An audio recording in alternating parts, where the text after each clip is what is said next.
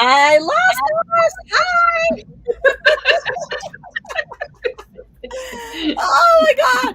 So where did I lose you guys? I know I went on and I went on and I went on. So where did I lose you? At the 2 minute mark. Oh, okay. I did okay for 2 minutes. I kept going. So maybe it was a sign, Ronit. Come on, bring her on. Oh my God. I kept going. I kept going. How you doing? Welcome to Huddle Time with Rick. Like I told you before, I'm on the mercy of Wi-Fi. You never know what's going to happen. So here we are. Yes, yes, yes. Welcome, welcome, welcome, welcome to Huddle Time. I'm super excited to have you here today. And really, what is intriguing to me is how you started this career, because not only you have such an umbrella of experience in the bridal industry, in the film industry, TV, editorial, but also with a lot of background working with women of color, working with a different type of textured hair, ethnicity. So a lot. Thank you, Bill. Thanks. It's good to be back. I know I went away. I don't even know when I stopped. I hope you heard good things. But anyway, so um, tell us how you started this, and did you, when you started this, did you know where you were taking yourself?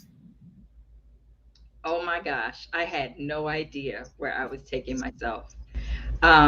So for me, my name is Jalia Pettis, because I know you went on a black screen, so I'm not even sure we heard any of the intro.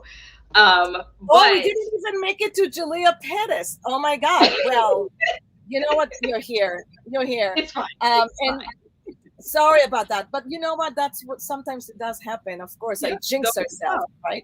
Yep. Yep. Absolutely.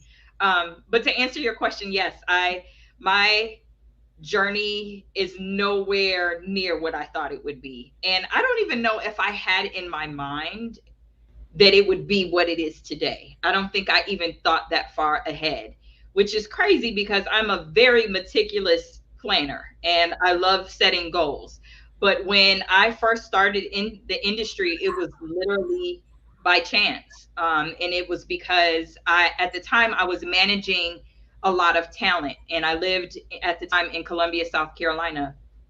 And I would often hear from the talent that I was managing, whether they were a model or a musician or a designer, that they struggled with finding models of color, or they struggled with their hair and makeup, and finding somebody to do their hair and makeup. And I didn't understand that. To me, it didn't make sense because I've been on Was the that other side yeah? before, so I get it, but it just didn't make sense. So I've said, you know what, I'm going to figure this out. And there was a lot of trial and error. I glued many eyes shut when I was putting on lashes. Like, I did it all wrong. So I had no idea. I had no idea I would be where I am today. So for you, obviously, it was very natural. In going into different types of makeup application. Did you always wanted to work with women in color or African American skin? No, I didn't have a preference. I wanted to be able to work on anybody that sat in my chair. And that's actually how I learned. I Again, it was a lot of trial and error. And after that trial and error, I started seeking out mentorship of other makeup artists, or I would ask questions of other makeup artists that I knew had worked with me as my makeup artist. And that's kind of how it all started. I had to work in, like, my first 3 years. I worked on the most porcelain and the most ebony, and I had to literally figure it out. And as I started learning that and started understanding the color wheel and mixing and all of that, is when things started kind of opening as far as my understanding. Like, oh, okay, well, if I mix this and this is going to happen. Yeah. And I remember a friend of mine who was a photographer. He asked me, he was like, have you ever thought about just focusing in on one particular area as it relates to makeup artistry? Because you're really good at clean looks. And I didn't understand what he was saying to me at that time, but that has actually become my niche. And I do really clean looks. I do those no makeup looks. And I love to just enhance the natural beauty versus, making everybody look super avant-garde or look like they've been on a reality show. So Yeah. um, it's been all inclusive from the very, very beginning. Yes, I started because I was told that there wasn't one thing, but that didn't pigeonhole me. I had to learn how to do everything and everyone. No, but as an artist, when you started it, how did you get into editorial work? Was and I don't know if everybody knows there's NAHA. Mhm. You participated a couple of years at NAHA, right? Right. And I was even a made it to finalist. a, Yep. yeah, and you made it to a finalist, and that's avant-garde, right? That's not that, like, less makeup or anything else. But so, um, what? How did you get to pivot to an editorial work, and what does it take to get there? For me, when I initially started in makeup artistry, I started in runway. And that was not something that people initially thought of. But I had to learn very quickly how to do a 20-minute face.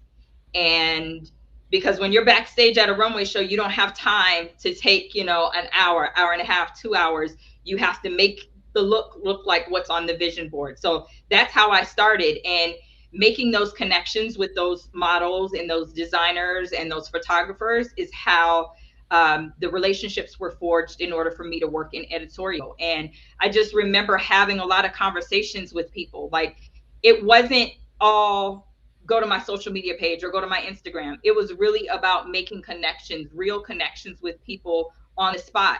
And kind of having that synergy with them. And for me, that's how it transpired. So I've never been afraid to reach out to somebody and ask them if they were interested in working with me. The least that they could say is no. And for me, that's how my editorial journey began. As I forged those relationships, those individuals that I was making relationships with would put my name in the hat when it was time for them to book somebody that did hair or makeup. And they weren't booking me. Sometimes they were booking me because I was African American, but there were times that they weren't. So they were just throwing my name out there, and that's kind of how it happened. So for me, um, entering NAHA, I entered NAHA in 2017, a first time entrant. And that very first time, I became a finalist that year. And it blew my mind. I was like, wait a minute, what's going on? So it was still clean, but still kind of that mix of avant-garde because I wanted to stay true to who I am as an artist at the same time. Yeah. Now, I don't know about you, but I always think about, when I started my career as a hairdresser, I needed to master a certain haircut. Mhm. And I always felt like, I'm not into that haircut. It's just not me. It's just not doing. But then I got a little bit later on, and I said, well, maybe if I approach that haircut in a different way, maybe then I will learn to love it. And literally, that's actually what happened. I dove into it. I focused on it. I mastered it in every angle I could possibly do, and I fell in love with that. As an artist, you have to accomplish challenges. I find. And Mhm. so I moved on from one to another and try to master it and fall in love with it.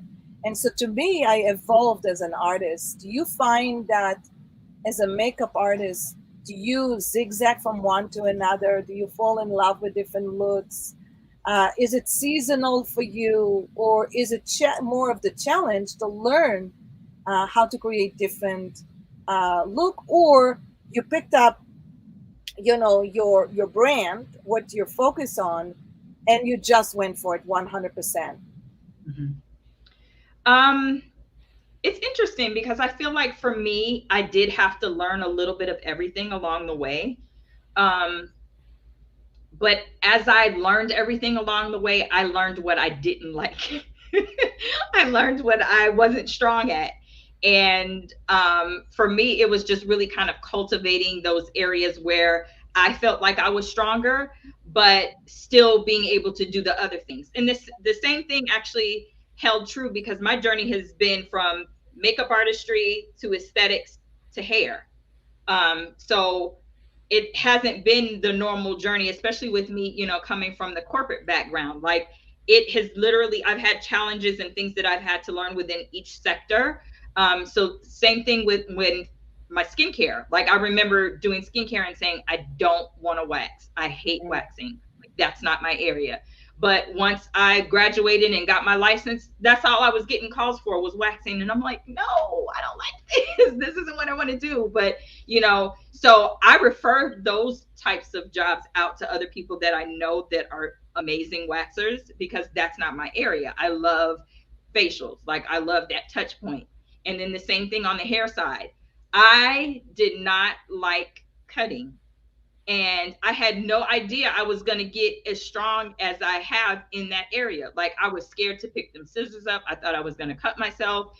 And I was also very intimidated by the round brush. And that's because I'm a curly girl like you know, that round brush gets stuck in my hair and I feel like it's the end of the world. And I didn't ever want to do that on somebody else. So I feel like there have been challenges in areas where I wasn't as strong at, but I still needed to learn that have all kind of resurfaced. A perfect example would be like yesterday. I was on set yesterday and I had to do a tattoo cover up in like 5 minutes.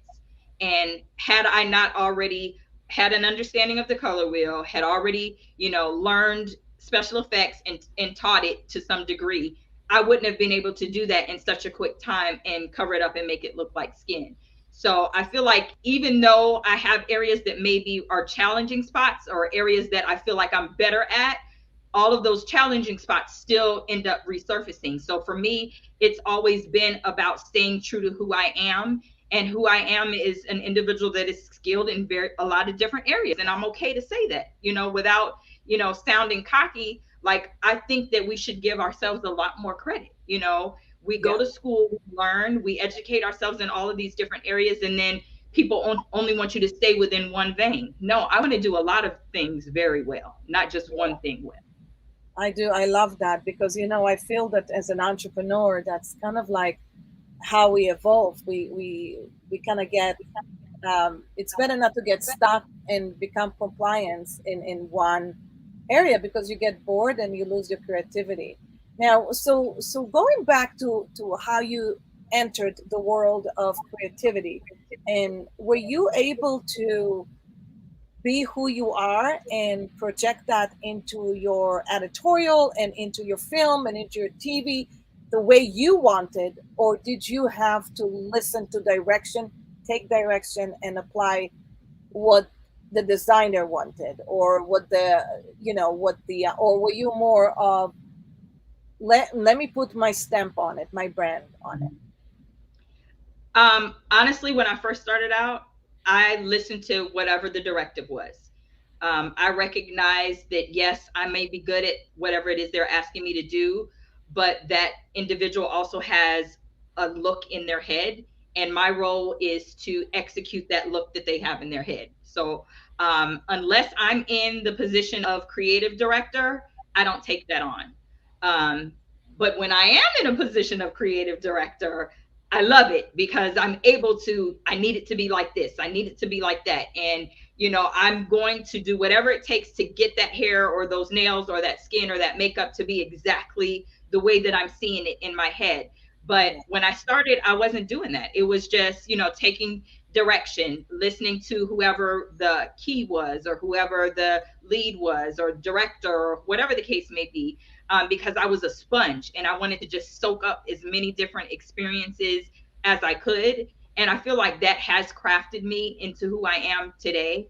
And now, when somebody sits in my chair and says, "Oh, I'm used to using this product, or I'm used to doing things this way. Are you going to do it that way?" Now I can say with confidence, "No, I'm not going to do it that way.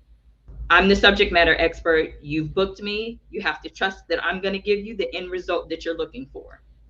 I never would have said that like 10 years ago. But now I say it and I mean it and I stand by it Yeah. 100%.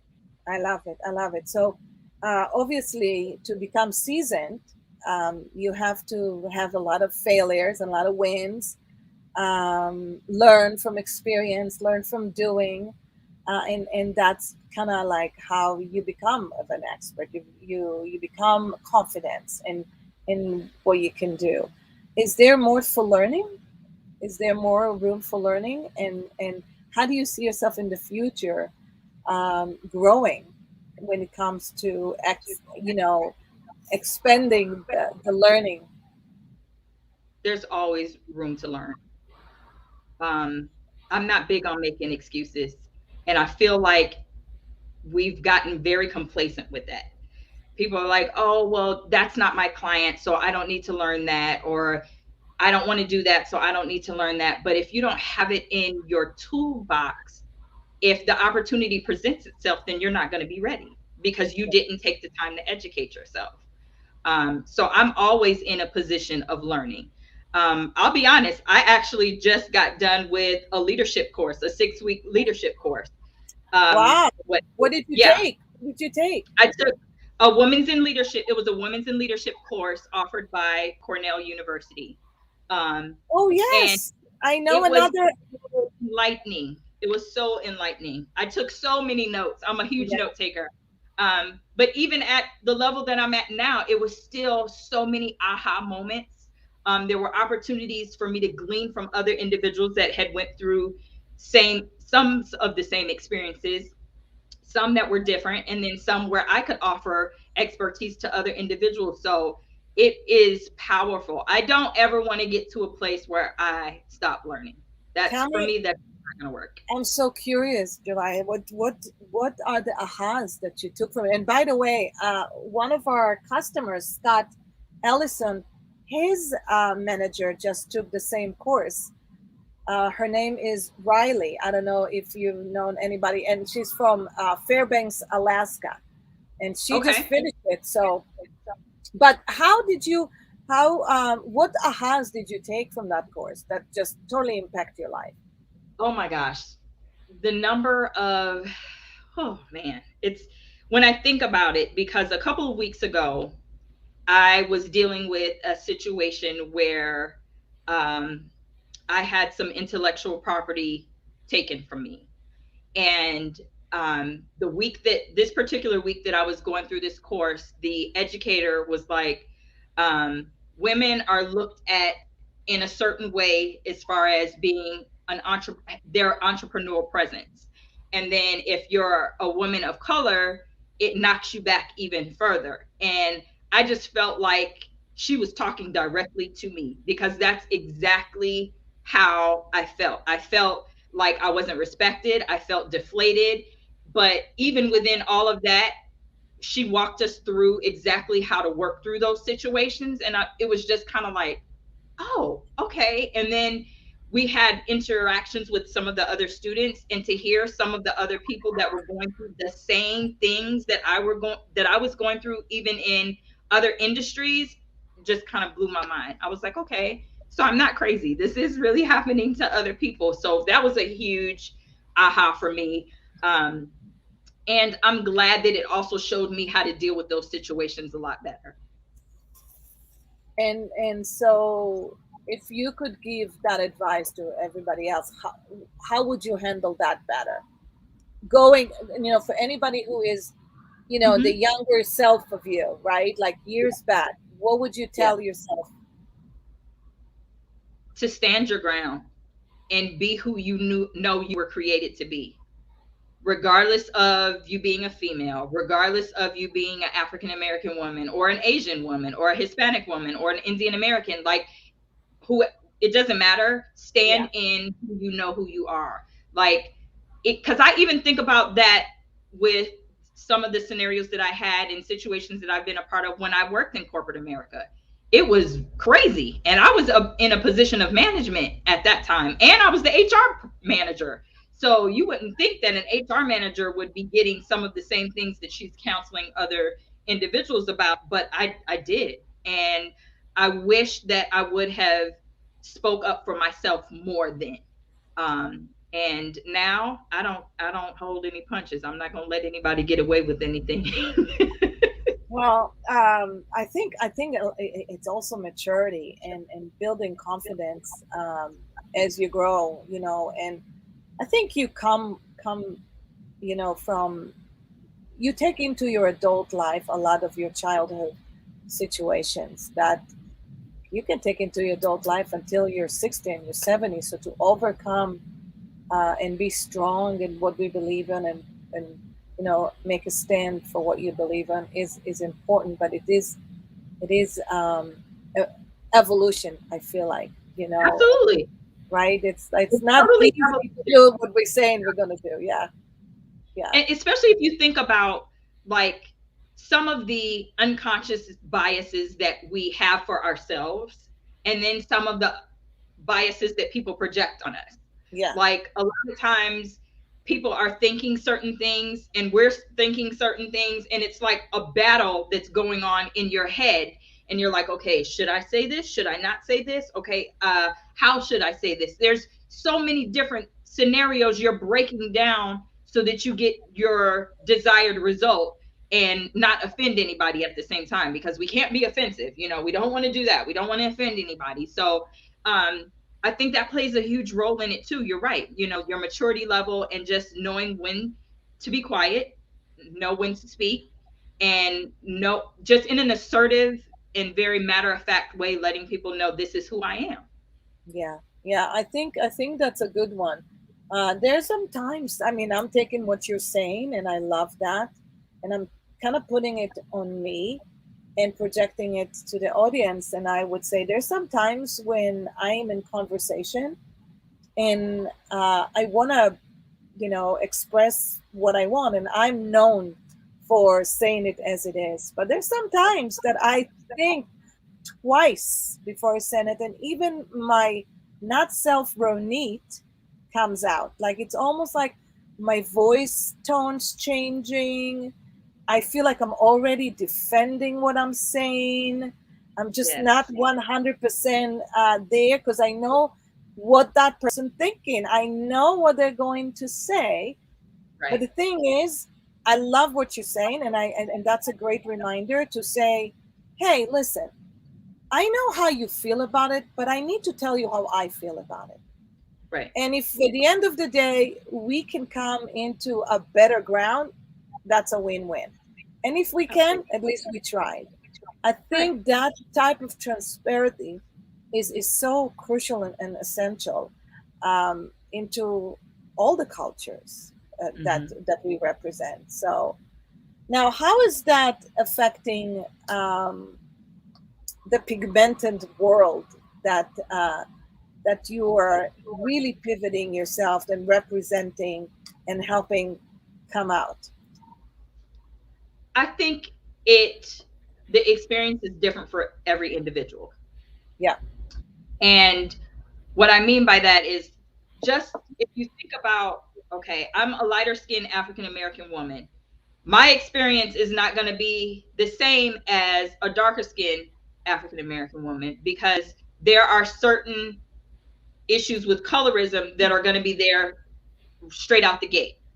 And I actually had a client who is Native American, and she told me that there's colorism within the Native American population as well. So I know that there's colorism within each culture, but even outside of that, we're already dealing with issues as far as biases and how to work through that. So I feel like it's very important, especially if we think about the landscape of what last year was, and how so much attention was drawn as it relates to blackouts and Black Lives Matter and things of that nature. Every situation and every individual needs to be handled differently. You're not going to be able to go into it and say, okay, this is what I'm going to do for you guys because XYZ person told me this is what works. That works for them. That doesn't work for me or her or him. It's not one size fits all. So, in order to really kind of navigate through that, we have to have these conversations. We have to yes, ask ourselves, yes, what yes, is going to work best for yeah, us? yeah, Because what works best for me may not work best for the next individual. So, for me, speaking just for me, I feel like a lot of the things that I have seen have been um, just hearing a lot of, you know, Black power type situations, been very militant. And so for me, it's difficult to kind of come across as this individual that's going to be all in your face and telling you, you have to do this, this, and this, because I have friends of every single race, friends, true friends that are a part of my inner circle. So I've had those individuals reach out to me and ask me what it is they need to do for me. And that's how we have to navigate these situations. You need to ask the person what works for them versus just putting us all under one umbrella and saying, okay, this is what we're going to do and this is how we're going to move forward. Because it's like I said, it's not one size fits all. And Yeah. I'm not going to be the militant individual. Now, that doesn't mean that I'm not militant for certain things. Yes, I am very going to be in your face about certain topics. But, you know, my approach is going to be different than the next person, than the next person. So I feel like it's important that we have conversations and we continue to have conversations, but we need to follow that up with actionable steps. Stop talking to me so much and just tell me, okay, this is what we're going to do. Is this going to work for you? And then I can say, no, it's not going to work for me, or yes, or are you willing to hear my feedback? And then kind Got of it. move on from Now, so taking you back into, and I totally agree with everything you're saying. Everything is by case with the person. We all different. Even in our cultures, we all different species. But in order to, so I love reading your bio and looking at all your visuals, and they're all so diverse. They're all so different. Um, but yet you do have your brand, which is a really clean look, and I do appreciate it. Does it take a lot to create a clean look, or is it, Ronit? No, it's minimalistic. Because to me, I it. think probably will take a lot to create a clean look. You know? It does. It does. It takes a lot to create a clean look because you're basically creating a completely totally clean canvas, and you know sometimes the complexions are not always totally clean. um I have freckles, even though you probably can't really see them very well on camera, and I What? know for How can me you have? that's How can always you have been, freckles? oh yeah, I'm a freckle face. I'm a freckle face. But I have Okay. on makeup too, so I've kind of covered them up a little bit.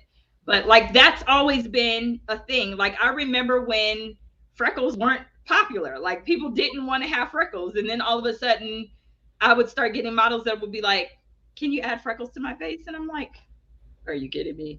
So it just, you know, it is a process to making a clean look like a clean look. I've been on set where I've literally had to make somebody look like they had just woken up, but woken up very fresh versus hair all over their head and, Yeah. you know, eyelashes stuck down here, you know, not the real I just woke up, but, you know, the fantasy of what it Yeah. is. Yeah. So Of it course. does. It takes a lot of work. It does take a lot of work, but I enjoy it. I totally enjoy it because for me, it's just about enhancing that individual's natural beauty. Yeah. Yeah. And how do you feel about your next? Where are you going next? You've done so much. You're a mother of three. A mother of three. We have to talk about that, you know. How old are the kids? How old are they? 19 and 14. That's crazy, girl. Yes, That yes, is. Wow. And so how yes. do you manage a career like this with being a mom and being and not feel guilty? And not feel guilty. For me, when I started in the beauty industry, I tried to take my kids wherever I could.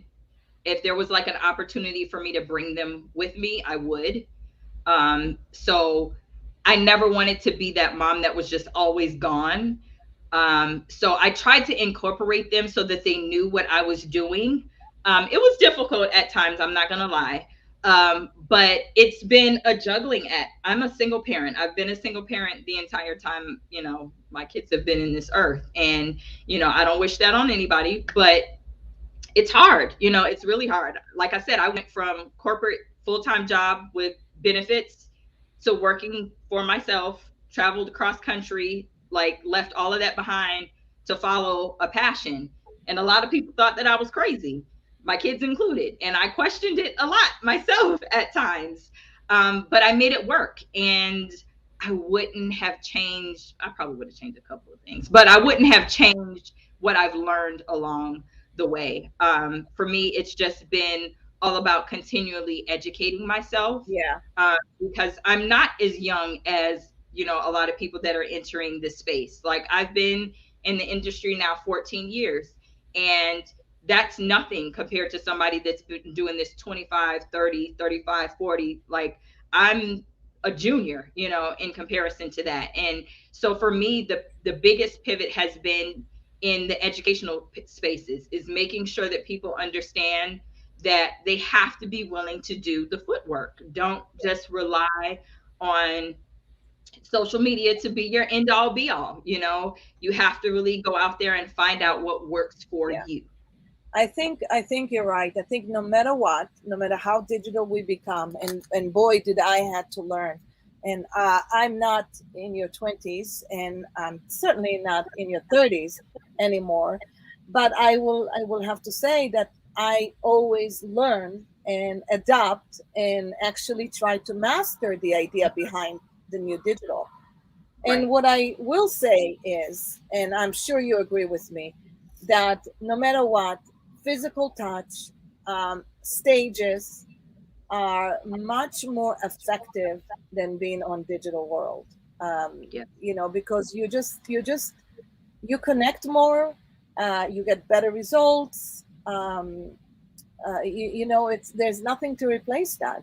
Sometimes I even feel like social media is taking over uh, good results. It Yeah. does, instead of actually being. So, speaking about that, we're going to be at Americans Beauty Show. What are you teaching at Americans Beauty Show? So this will be my first time at America's Beauty Show. So I'm really excited to be coming. And I have two look and learn makeup classes. One is called Buildable Looks in Session Styling. So it kind of I'm going to talk you through how to transition one look to another in a really quick time, especially when you're working on set. You have to make those transitions happen really fast in those editorial spaces. And then the other class is Clean Beauty for Global Tones. So again, going back to kind of my area that I feel like is my niche, is how to do that perfected look, that no makeup look on an individual that has more or less melanin in their skin, and just understanding the products and how to mix and match to get your desired result. And then I also have the pigmented panel, which I'm really excited about. Um, Gosh, it's been probably 5 or 6 years in the making. So to have it Oh, kind of, wow. Yeah. yeah, to have it come to fruition at ABS, I'm really excited about. I have myself on the panel, Roderick Samuels, Wanza Poole, and Talithia Wallace. She's known as the Blue Lady in the Chicago area. So I'm coming from Arizona, Roderick's coming from Detroit, Talithia is in Chicago, and then Wanza is coming from Philly. So we're So really excited. you need a redhead, pigmented redhead in your panel. I need one because I was commenting on your glasses and I love your glasses. So I'm totally down for that. Yes. Just add some more color there. I just, Yeah. I think it's fantastic. It's so amazing. What time? Is it on Saturday or is it on Sunday panel? The panel is on. That's a really good question. I'm going to have to look at my phone. I am sure we're gonna put it right here on our link. I want to say it's Sunday at Yeah. 12:30, if I'm not mistaken. Okay. It's an hour long. That is I great. think it's the 12th. Well, for anybody out there, we have not yet to be in the set of a real show, a real education for quite some time. So This is a great opportunity to come to Chicago. It's a beautiful time in Chicago. The set is the Rosemont in Rosemont, which is 5 minutes from the airport, so easy to get to. Great hotel rooms, great outlet malls. Chicago is fabulous. Last time I was in Chicago, we did the architect tour on the river, which was amazing. Oh, nice. But more than anything, it's 3 straight days of just hair and business and art. There's so many great powerhouse educators that are dying to educate and just pour into everybody with value. I will be there, so hello, so important. Yes. And we are doing a panel too, but I'm super excited about your panel.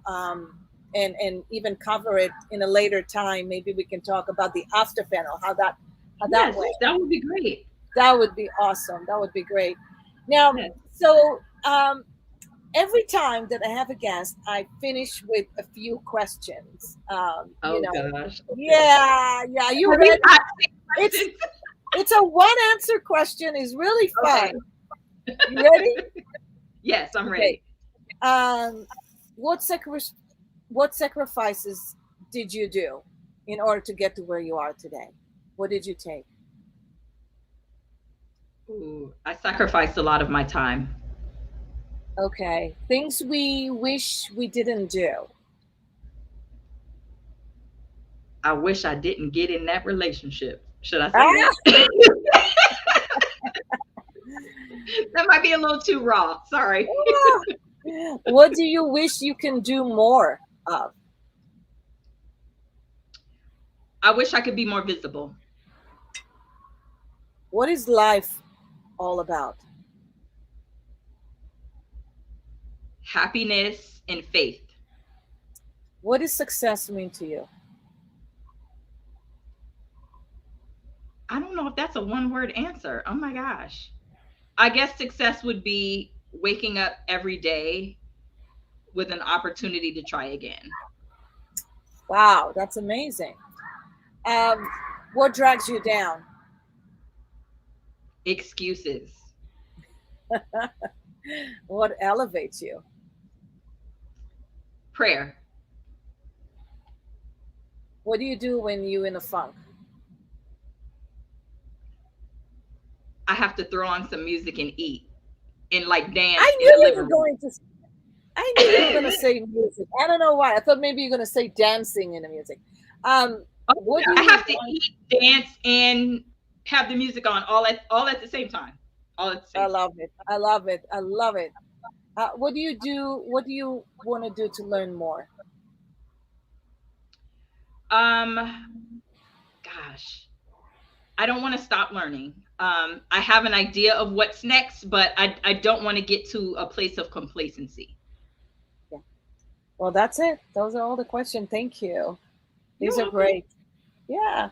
These are all great answers. I enjoy them so much because everybody has so many great ideas. So it's good. Yes, Well, yes. help me again pronounce that name. It is Jalia. Jalia. Jalia. Jalia. Yes, Jalia Pettis.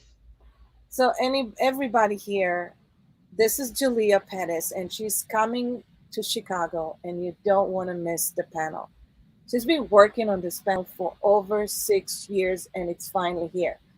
And for somebody, from a woman to a woman, for somebody who has been around, I so admire your determination. You're willing to learn, you're willing to give, and educating all of us how to become better human being and how to work with pigmented skin or any kind of a dream that you have.